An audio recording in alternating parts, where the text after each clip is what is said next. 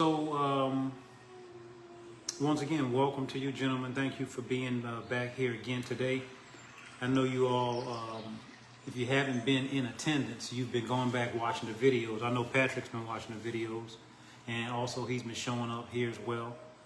And for anyone who's here or listening to this for the first time, basically, we started having what I call a Tai Chi Table Talk, which is like an open round table discussion.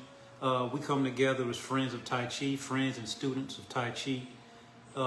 It's not like I'm here teaching anything. I'm learning, I'm sharing, and I'm asking questions as well as answering questions. So like I said, it's just an open exchange. And what we're using or have been using is like as a base or a guideline. We've been going over my teacher, Sifu Ron, who has left the physical existence a few years ago now, and he left behind a book that was never published, and I look at it as simply being nothing short of a Tai Chi gem. So we've been going through that together. I'm going to be reading bits and pieces of it for the first time, so I've never read it either, and we're just discussing. And actually today I wanted to start with something else that Sifu left behind. He left behind a notebook full of what he titled as being master's notes. So this is going to be a segue into what we're getting into, right? Because remember, our talk is about Tai Chi. It's about the Tai Chi mindset, the Tai Chi lifestyle, and it's talking about Sifu's personal journey over to the Temple of the 18 Lohan in Taiwan, where Temple Tai Chi was actually born. So for us who study Tai Chi in the temple set, I think it's pretty good to know part of your lineage, especially if you study with me, so you get to know a little bit more about our teacher, Sifu Ron, right? So he left behind what he calls some master's notes, and this is back from 1970, I want to say 75, right? I have a thick notebook full. So here he had a quote here. Remember we were talking about Lao Tzu? We're talking about Lao Tzu before. And he has a quote here that's very relevant to Tai Chi and the essence of Tai Chi. It says that nothing is softer or more flexible than water. So if you study Tai Chi, you've seen where the reference of water may have come up on multiple occasions. We oftentimes use water forms and we use references to water, be like water. Well, how is water? So here Lao Tzu explains, who was a very popular, he was a very popular, I don't know, some people say he was a fictitious character, some people say he was real.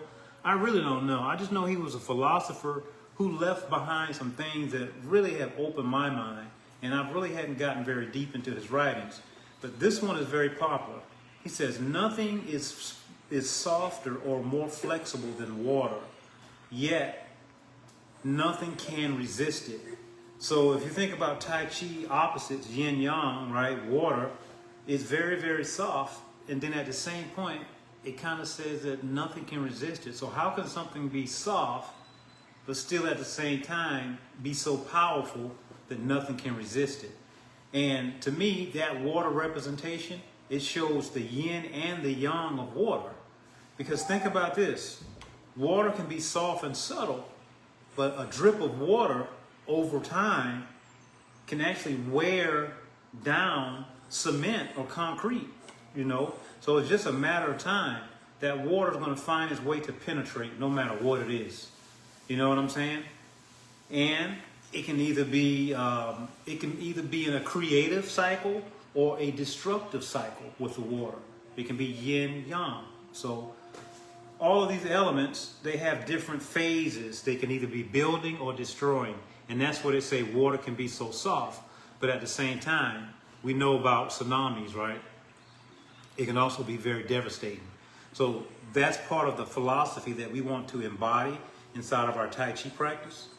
And here in the notes, he says, This quote captures the essence of Tai Chi Chuan, which emphasizes softness overcoming hardness. I'll tell you what happens with students along the way. Finding that balance and really finding out what softness is and not being too soft, because it can also be too soft. I'm talking about application wise, or even inside of your postures, you can be too soft, or you can be too tense, and you never get to feel the openness of your joints. You never get to really feel your skeletal structure, and you never get to really release. And we want to release all of that tension. So he goes on further to say that, he says, capturing the essence of Tai Chi, which emphasizes softness overcoming hardness, yielding rather than resisting. That's a big one. And I think a lot of that has to do with mindset. You know, we do our Tai Chi partner training, and we learn how to stick with our partner, right? We touch hands, but we don't let go. We touch hands, but we don't resist. We don't put up we don't become a brick wall. We want to feel the force so we can move with the force. So that will be the flowing. And Tai Chi push hands partner training teaches us how to flow. So we can learn the mechanics of the flowing inside of our form, our solo practice, the mechanics of it. But to truly get the feeling of flow, I think we have to have some outside force. You know, some outside force, some touch from a partner. How do we deal with that force without resisting? How do we flow in a Tai Chi manner? Notice it says without resisting, but it doesn't say run away, right? We don't want to run away either. We still want to be fully present. We want to be there to experience what's there. We don't want to get in the way. We don't want to disrupt the energy flow. So it says flowing with energy rather than confronting it. We don't want to come head on head. That's force on force. That's out of Tai Chi, right? We would rather come from the side, from an angle. That's not force on force. He says, just like water, Tai Chi movements are fluid. They should be at some point. Now, in the beginning, I wouldn't expect them to be nearly as smooth as they would be after having some practice under your belt. In the beginning, they may be rather choppy because mentally, we're thinking, what's next? Where do I put my foot? What's the name of the posture? Oops, I got lost. All of that's going to take away from our flow. But with practice, we begin to build up more and more experience inside of the different postures. And then we begin to get more and more flow. He says also that Tai Chi movements are adaptable. They're adaptable and powerful and very, very subtle. Adaptable, powerful, and subtle. Let me go on just a little bit further here. So earlier, Dan and I was talking about farming, and I said that would be a segue into this talk today. Tai Chi is based on Chinese medicine, right? For those of us who did not know that, they talk about the five element theory, right? Other types of practices may talk about various elements as well. These particular elements you'll find inside of Tai Chi, and I'm reading from Sifu's notes. Wood. So if you think about wood, wood comes in various forms. Think about a bamboo tree, or bamboo is bendable, is flexible, right? Think about a palm tree. It's bendable, it's flexible. Being here in South Carolina, we have a lot of oak trees. Not so bendable, not so flexible. Well-rooted, but not very flexible. Easy to break in a storm, right? So we have wood. He says the attributes of wood is, number one is growth, flexibility, various degrees of it, and also people don't think about this about wood. When wood absorbs water, it expands. So expansion. He says that wood represents the season of spring. Also, it is associated with our liver and our gallbladder. The liver representing the yin and the gallbladder representing the yang. He says that wood is associated with the emotions of anger. So you see how all of these different things that these elements deal with? And also with direction, east. We talk about our 5-style stepping. So if you're going east, that represents wood. I'll go with the other elements, but I won't go nearly as deep. He says also we have fire, so that's wood, fire, earth, metal, and then they have water. And then here Sifu made a note. He says, what about ether? What about ether? This brings in the Chinese idea of the element. Some people call it an element. Qi, the prana. Some people even call it the akasha. So it's that very subtle realm that some people would refer to as being the heavens or the universe. So here Sifu is showing how Qi can also be seen as an element itself.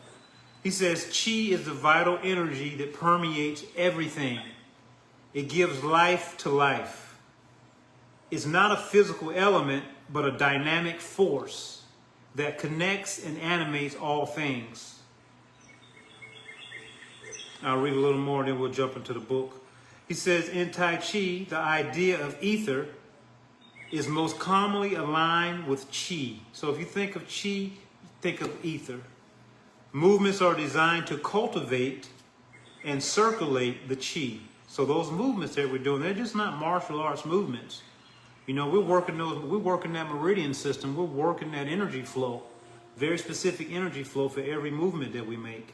When we have the mind, the breath, and the body connected, I always like to say, that's Tai Chi's secret sauce. The mind, the body, and the movement. Slow meditative movement. Now you got that secret sauce working for you. That's where the true healing comes in at.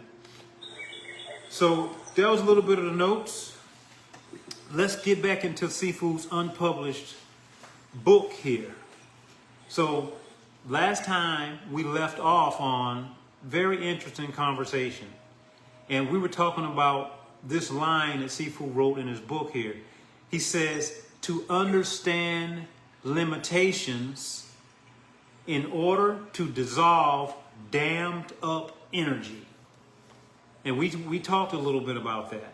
What is dammed up energy? So we're talking about Chinese medicine. We're talking about Tai Chi being a type of Chinese medicine. We're talking about energy flow. So if there's dammed up energy, right away we know that there's a block of energy flow. And he goes on to teach us and to talk to us about how Tai Chi, once we get in the state of Tai Chi, we start to dissolve and break down those blockages from the movement, the mind, body, breath. He says, to find joy in the roundness and smoothness of the mind, the body, and the spirit. To find joy in the roundness and smoothness of mind, body, and spirit.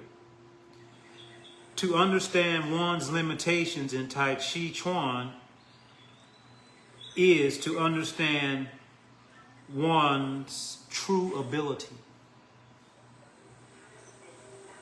So I can say definitely Tai Chi has a way of keeping us honest, you know. It'll show us where we're out of balance, even in a physical way, mental way, whatever, spiritual way. It'll show us how we aren't breathing properly. For me, it's been the one tool that I've been able to really shine the light on myself and to look deeper and deeper into myself. Personally, I believe that if we are to live our life to the best of our ability, we really have to focus on ourselves.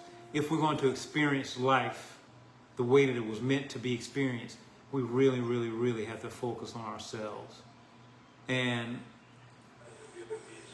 there's no other way to know anything without knowing yourself. How can you know anything outside of yourself if you're not really operating from a space of self? You know what I'm saying? So with this practice, we begin to dissolve those things that really aren't us.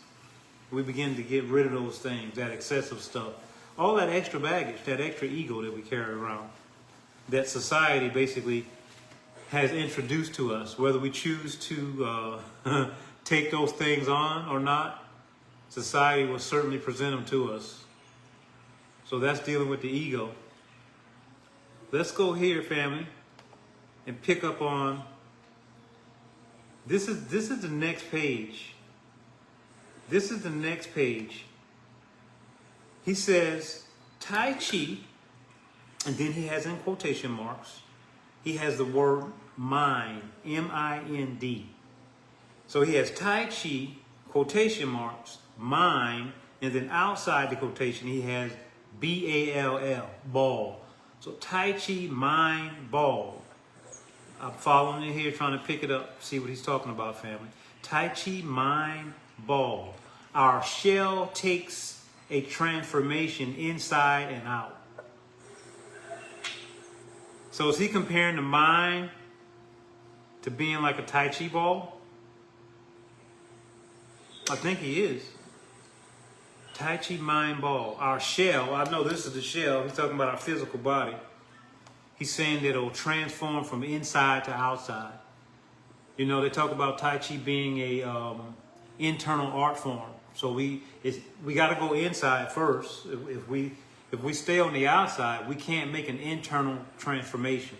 So I like to think of it from the point of view, it's an inside to outside art, but we have to go inside first in order to start working our way out. So inside of ourselves, deeper and deeper, and start working our way back out. And even from the Tai Chi postures, man, you know, we want to move from our center. We want to originate the movement from our Dantian, right? They say Tai Chi is a heart-to-heart art. So that's another level. This is another Dantian. We want to move from our heart. We want to have rightly guided decisions. So how can we have rightly guided decisions? I say they have to be heartfelt. They have to come from the heart. So we have to have our heart in the right place, which also means we have to be centered here. So centered here, and centered lower Dantian. 3 levels, heaven, man, and earth. Kind of makes sense. Kind of makes sense how they put this all in place for a martial art. Pretty profound. He says this transformation, the inside to outside, he says this happens more and more as we accept Tai Chi Chuan by its hand and don't try to push the universe into giving us more than is to be given by our Tai Chi. Let me read that again just in case you want to hear it and make sure you got it. He says this happens, so he's talking about the transformation, the inside to outside.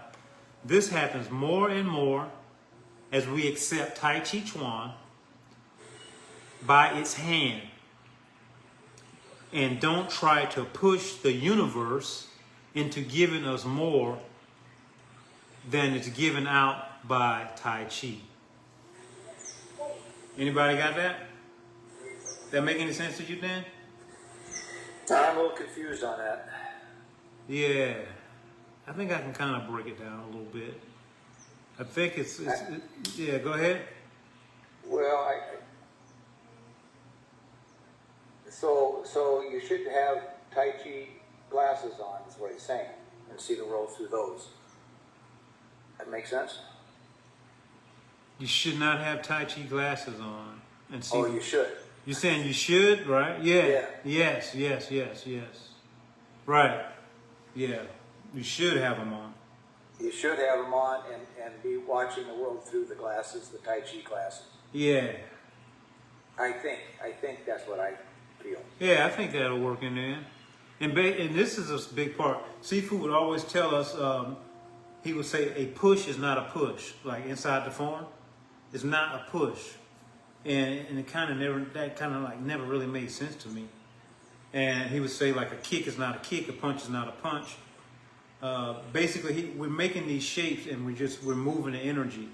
And when he says don't try to push the universe into giving us more. Basically, oftentimes he would tell us not to be like reaching and grasping, reaching and grasping, wanting more, always wanting more. Even on a simple level, you're practicing your Tai Chi, and we never really have it, right? Because we're always working on it to make it better. But instead of working on what we have to make it better, we're waiting for what's next, or asking the teachers, or what comes after this posture, or what comes after that posture, or just looking for more. Instead of being centered and looking at it through a Tai Chi scope, through the Tai Chi eyes, being present, bringing those principles into place, centered. Less is more type of deal. Don't push. Don't be so pushy. He goes on here, he says, by giving our mind a rest. So think about this, if we're always reaching and grasping for more and pushing, and we're not resting our mind at all. We're not centered. So he says, by giving our mind a rest, and by just going along with Tai Chi, basically accepting things for what they are, being present, instead of reacting to things, act accordingly to whatever it is, right? I like to give that example of back when when we had the lockdown. Remember when we had the lockdown because of the whatever thing going on, virus? So personally, I look back at that time. I reflect on that time because I hear from people more than enough talking about how they felt like that time. Like I think they say it was like a 2-year time span or something. People felt like they lost track. They lost 2 years of their life or more possibly because they chose, because we have a choice. And this is what I chose to do. Instead of losing my time and we were on lockdown, but being on lockdown didn't mean that I couldn't invest in myself because now I've reduced all of that outside stuff. I was forced to reduce now. By the universe. By the universe. Slow down and reflect on yourself. And that's what I did. I practiced more during those 2 years consistently than I have ever in my whole life. I doubled down. I really doubled down. I was teaching more for free online as a way to give back. So I started thinking of how to be creative. It wasn't about making money. It was about doing what I love to do. That was the perfect time to do it. But other people, a lot of other people, and I hear them right now, they sat around, Chicken Little, the sky's falling. What am I going to do? You look up, 2 years gone. And you didn't do anything valuable. And if you could have redone it, you probably would redo it right now. Because a lot of people opened businesses, started businesses right from home. So they were active. Instead of being reactive, they were active. So to me, that's being in Tai Chi. Having on the glasses and saying, this is not happening to me. This is happening for me. A different look. Well, we started CCH 360. We started CCH 360. So, by the way, family, Consciously Connecting Humanity 360. That's a group that we started online, in the Facebook, and we also have our YouTube channel. I was just looking. We got over 1,000 people in there now. You know that, Dan? No, I didn't. That's great. Yeah, in the Facebook group, we got 1,000 people in there now. And basically, the mission is to keep sharing the Tai Chi, helping shine the light on each other, helping us to all become better. So he says, by giving our mind a rest, and we certainly need to do more of that. Just going with Tai Chi, like Dan said, put on your Tai Chi glasses. Look through a different frame. The sky's not falling, Chicken Little. It's just raining. There's sun coming in the AM. Chill. We need that. He says, you become one with the energy of the infinite space between heaven and earth. Between heaven and earth. You become one with self because we are between heaven and earth. We acquire this space. I don't know. It makes sense to me, man. He says, and become a connection to the dark of the night, which whispers, and the sun of the morning, which radiates each day, which produce yin, yang for life of Tai Chi Chuan. I like that. I like that.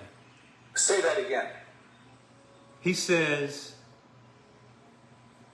you become one with the energy of the infinite space between heaven and earth. So think about what's between heaven and earth. They say that human, we have sky, we have human in the middle, and earth on the bottom. So the human, you and I, and everything else on this plane, the trees, everything, the water, the animals, we are in between that. And by being one with all of that, we become one with the infinite. And that makes sense to me. So check this out. Let me read it how he said it verbatim. He says the energy of the infinite space between heaven and earth, and become a connection to the dark of the night, right? Become connection to the dark of the night, which appears, and the sun of the morning, right? So go out and get some sunshine. Become nature. Pay attention to the moon, the darkness. He says, and the sun of the morning, which radiates each day, which produces yin and yang. So here it is, man. They took life and just broke it down and made it so simple and just analyzed life itself. I'll tell you what, a lot of people, and this has been going through my mind a lot here over maybe the last 5-6 days. Oftentimes I hear a lot of people, especially in my family, right? They say that they give a quote. I don't know if it comes directly from the Bible or what, but they talk about being in the world. So they would say, I'm in the world, but I'm not of the world. And that thing's been resonating on me for a while. And I said, there's something not right about that. And I used to say it myself. I'm in the world, but I'm not of it. So basically, I was thinking at that time, which I don't think that way anymore, is that basically I'm in this messy world here. Sifu says it's a dusty world. I'm in it, but I'm not of it, meaning I'm not participating in it. That was my, I say, lower level understanding. And actually, I think that lower level understanding is a direct disconnect from what I just read about Sifu saying embrace the darkness and embrace the sun. Because now this is what I say, Dan. I say I'm in the world, and I am of the world, meaning that everything out here is the creator. These trees, this river, these oceans, all of that is me. I can't disconnect from that. All of these not so great experiences in the world, I don't directly put myself into them, but if they become a part of my experience, they become a part of my experience. Now, what do I choose to do with those experiences? Do I do the Chicken Little thing? Or do I use those experiences to learn and to better myself? So I don't say, I don't resist it. For me, that would be resisting. Tai Chi is no resisting, right? I'm not in the world. Oh, yes, you are. And I can tell you how you are. You got a checkbook? You got a cell phone? Do you have a vehicle or a house? Did you go to school? You're part of every system. Every system. Tell me you lie. Tell me I'm a liar. Show me what system you're not a part of. And then we can talk from there. So I changed my thinking on that. And to me, that makes me feel more connected to nature, more connected to the universe, as opposed to saying, I ain't part of that dusty world. Well, yes, you are. To some degree, you are. By occupying space, you become.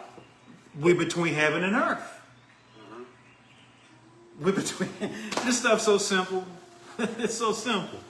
But we get caught up on these philosophies without thinking about them. Because you can use a little logical thought. That's all I did. I said, now, how are you not connected, man? Be real with yourself. You got a cell phone. You got Wi-Fi. You got money in the bank. You got a car outside. You consume food. You consume food. You went to the educational system. How are you not a part of the society? Tell me. And I got rid of that thing. I don't use it anymore. But I am using the one that I think I probably originated that. I hadn't heard anybody else say it. Nope. Oh, man. Oh. Go back to the point of ether. Well, as I understand ether, it's basically everything else. So I can only read what he wrote in the notes here, okay? So he says, I'm going back a little bit. And I actually skipped over some of the stuff that he wrote about ether. He says, ether. And he put in ancient thought. He says, first of all, it was a Greek philosophy, the ether. It wasn't part of the Chinese system. He says, ether was believed to be the divine substance that filled the heavens. He says, Aristotle described it as immutable and circular in motion, unlike the four terrestrial elements. So he talked about the four terrestrial elements. You follow me? Yes. He says, so unlike the four terrestrial elements, which were changeable and linear. Ether had a rotation to it, or has a rotation. Ether has a rotation to it. So this was described by Aristotle, he says. Well, the space between the planets, the space between galaxies, supposedly, as I understood, that is ether. Right. People say there's nothing there, but there is something there, and it is the ether. You know what it is to me, Dan? It's that Wu-Ji field, the 0 point, before it splits into Tai Chi, into Yin and Yang. For me, that's what ether is. He wrote here Indian philosophy, the idea of ether, the concept of Akasha. So the Indian philosophy looks at it as Akasha. You heard about Akasha before, the Akasha records? Akasha records, yep. Yep. He says it's similar. He says it's similar to ether. And this is his understanding, of course. He says a subtle, all-pervading space that is the medium for sound as well as spiritual energy. Seafood went deep on this.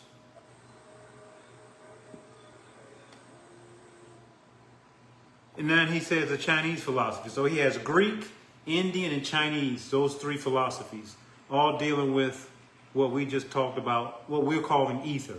He says, while Chinese cosmology doesn't explicitly name ether, it has a parallel in Qi or Qi, Qi or Chi. He says Qi is the vital energy that permeates everything and every non-thing. He says every non-thing. He says it's a physical element, but a dynamic force that connects and animates all things. Yeah, and that's another point I have heard. All communication is through ether. I never thought about that. And thought. All thought. Yeah, I had heard about thought, but I never thought about all communication goes through ether. I guess that would be all energy travels through the ether? It is energy. It is energy. We just can't see it, you know. They say we see less than 1% of the visible, was it 1% or 3% of the visible light spectrum? I think it was less than 1%. So can you imagine what's out here? Well, probably can't imagine. You know what I'm saying? So that's another thing too. When I'm like doing my exercise and I'm breathing, in my mind, I'm not just breathing air. I think that's limiting yourself. I'm breathing in consciousness. Because if you think about this, what's the first thing that goes away when a person can't breathe? They don't die. The organs don't die. You lose consciousness first. And of course, eventually the organs will begin to deteriorate because of no oxygen. But the oxygen is a transportation system. I think it's more than just oxygen. It's bringing in consciousness, life itself, and that would be the ether. So I'm breathing in the ether. You know, you gotta actually build a relationship with the ether. I think you have to build a relationship with the ether. We have it, but the more we solidify that with the conscious mind, I think it begins to thicken and to become more substantial. You actually cultivate a relationship with it. Because if you think about this society, this third dimensional plane, most of our lifetime, we're going outside of ourselves with our thoughts. Everything is being directed outside. And to me, according to how I was taught, the more we're going out, the more we're like dimming our field. We're dimming our ability to come from our center. Because everything is going out. If you think about this, think about an incandescent light bulb, right? Compare that to a laser. Both are types of light. That laser is more condensed, more refined. It's not as spread out.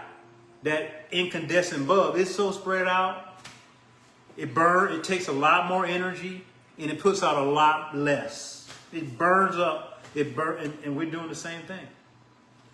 Let me throw a thought in there. Rhetorical question. What attracts ether? Or what could attract ether? Well, for me, I think it comes from the thought.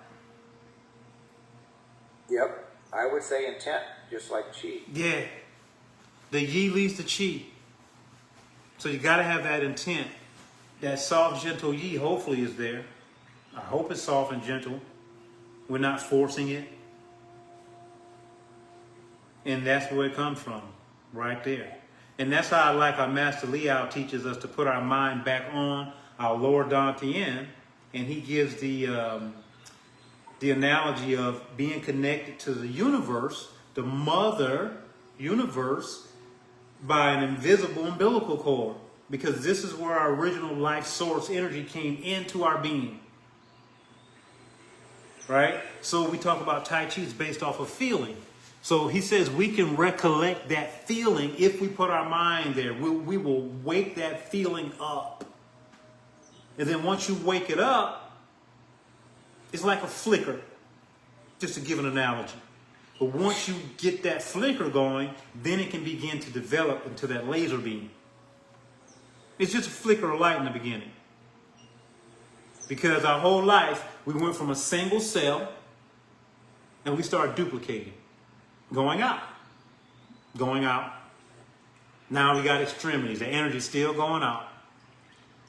But like I said earlier, very seldom do we turn it back around.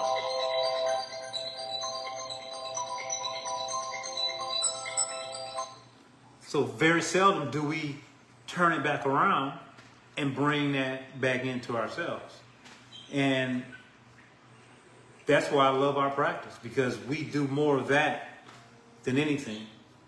Sifu would often say, we're going backwards in time. I like that. I like when he said that. We're going backwards in time. And so what does he mean by that? We are reversing that process. So we're shedding off all of that stuff that no longer serves us well. Because we pick up a lot of crap along the way. Because we are in this world, and it's kind of hard not to pick up a lot of stuff. In our subconscious mind, the subconscious mind never stops. Even when we don't think it's working, it's working. It's always live and direct. And we pick up a lot of packages, a lot of baggage along the way. So that's what the ether's all about, family. Let's look at this last little bit here for today. Let's look at this last little bit here. Give me 1 second. Let me see which one is it. Nope, not that one.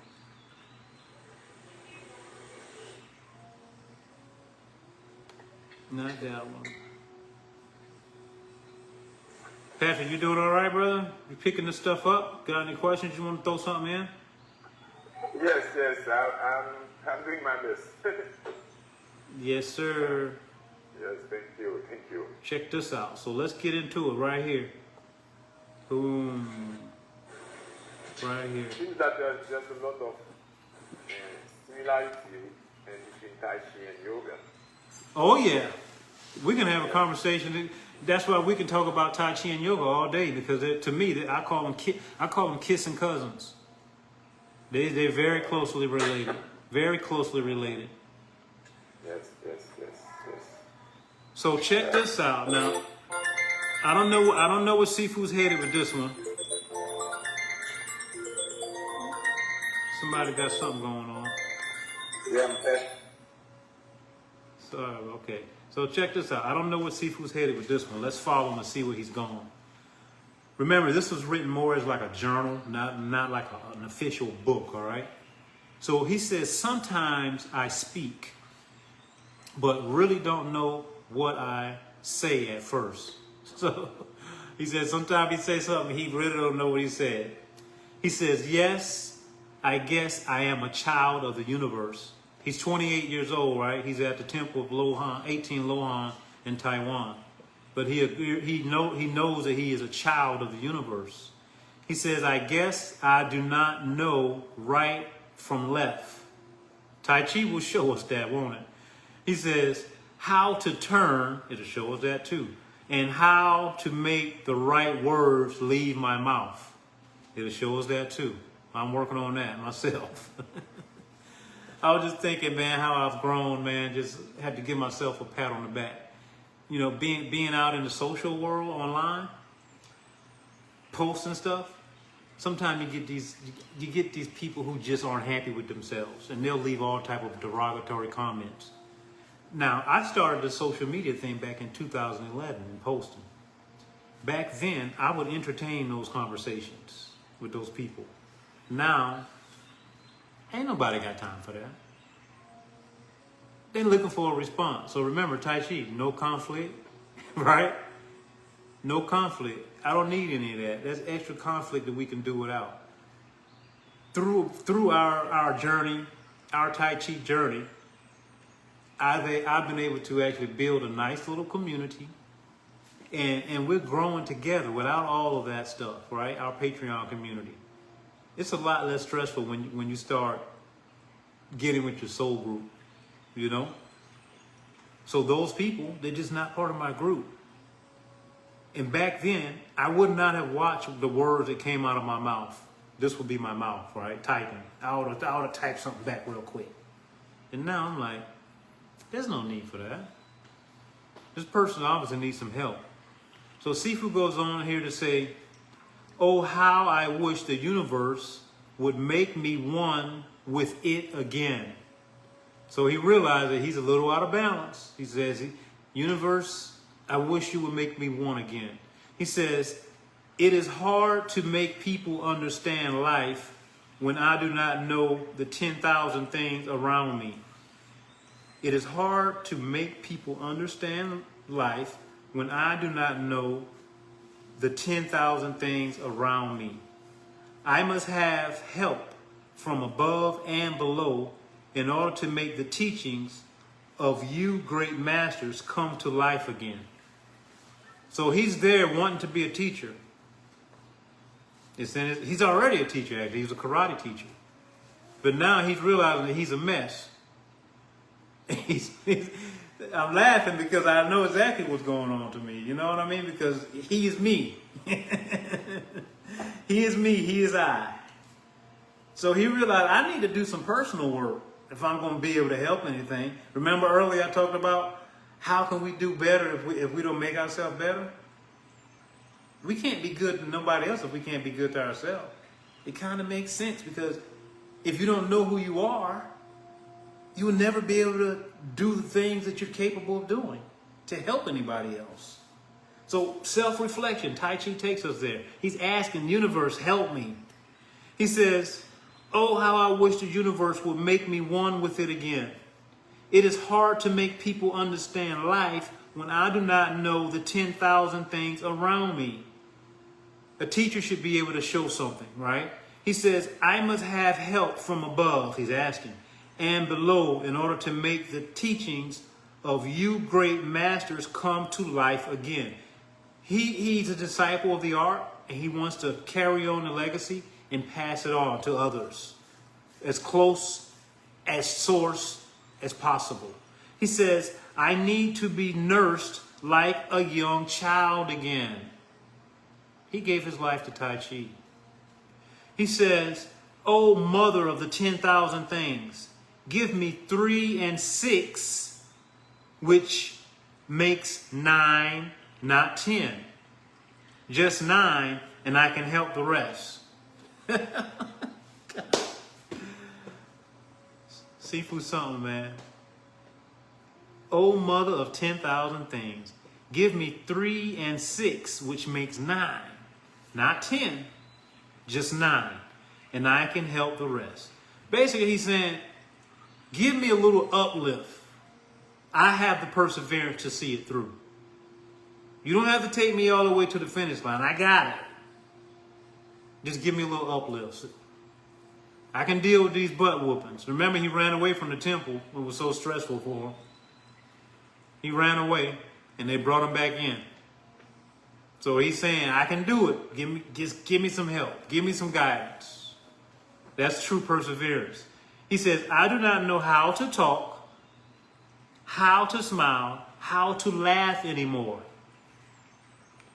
There is no real meaning to any of it anymore. Sounds like he's getting into some darkness here. He says, just waste, just haste that stops my waist from moving in the right direction. So he sounds like he got some blockage going on, family. He says, show me the ways to immortality. O great masters of the universe, God or gods, whatever it may be. If I am granted such a request, I will do your good bidding from now till death. Is this real Tai Chi? He got in the question mark. Is this real Tai Chi? Talking to the air. He puts it in quotation marks. Is this real Tai Chi? Then he puts in quotation marks. Talking to the air. So it sounds like he's having some deep conversations with himself here. Asking Tai Chi for some guidance, some help, and also letting Tai Chi know that he's willing to persevere and see it through. That's what I got out of it. Dan, you got anything on that one? He says 3 and 6 is 9. You got your mic on mute. You're on mute there, Dan. I can't hear you, brother. You're on mute.